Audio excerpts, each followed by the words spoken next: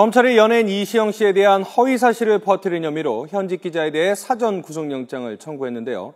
해당 기자는 우연히 들은 내용을 재미삼아 다른 사람에게 전달했다지만 여배우 이시영 씨가 당한 상처는 이루 말할 수가 없습니다. 이 사건의 시작은 지난 6월 30일로 거슬러 올라갑니다. 이 카톡 같은 SNS를 통해 이시영 씨에 대한 유언비어가 순식간에 퍼졌습니다. 내용은 무척 구체적이었습니다. 기획사가 협박용으로 촬영한 동영상이 있다. 이시영이 기획사와 싸우면서 실체를 드러날 검찰 조사로 이어졌다. 언론사 두 곳에서 취재 중이다. 사실관계를 무척 구체적으로 나열을 했습니다. 자, 얼마나 빨리 그리고 많이 퍼졌는지 폭주하는 문의 전화에 시달린 소속사는 바로 그 다음 날 검찰에 체포 유포자를 잡아달라며 고소합니다. 허위 사실이 확산한 지 하루 만입니다. 그리고 알고 봤더니 카톡, SNS를 퍼진 그 내용 전부 다 사실이 아니었습니다.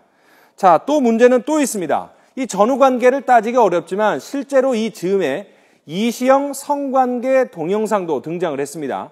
이시영 씨와 물론 전혀 관련 없는 영상이지만 누리꾼과 휴대전화 사용자들의 흥미를 자극하며 동시에 삽시간에 퍼졌습니다. 결국 검찰은 56일 만에 최초 유포자를 찾아냈습니다. 작성 경위는 이렇습니다.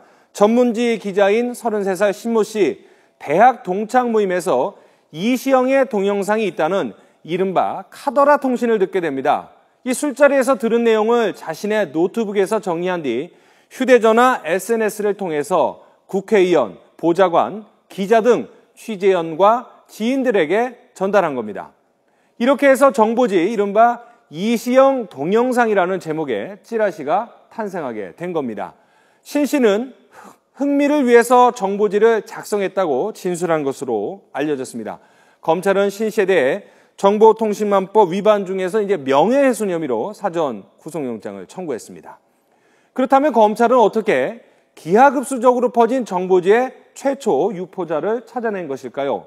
생각보다 손이 많이 가는 작업이고 워낙 광범위하게 퍼져서 파악하기가 쉽지 않습니다. 하지만 일일이 악성 정보지를 주고받은 국회와 기업 관계자 또 기자들의 휴대전화, SNS 사용 기록을 역추적했습니다.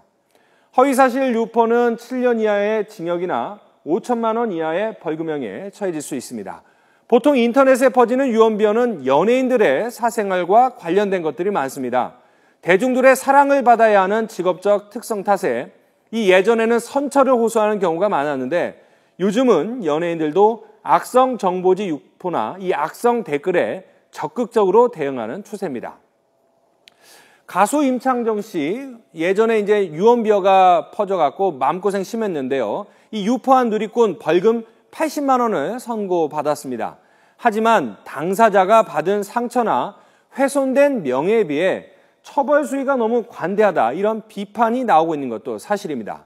이번 이시영 씨 사건이 단순한 재미로 아니면 악의적인 목적으로 허위 글을 유포하는 사람들에게 경종을 울리는 계기가 되기를 기대해 봅니다.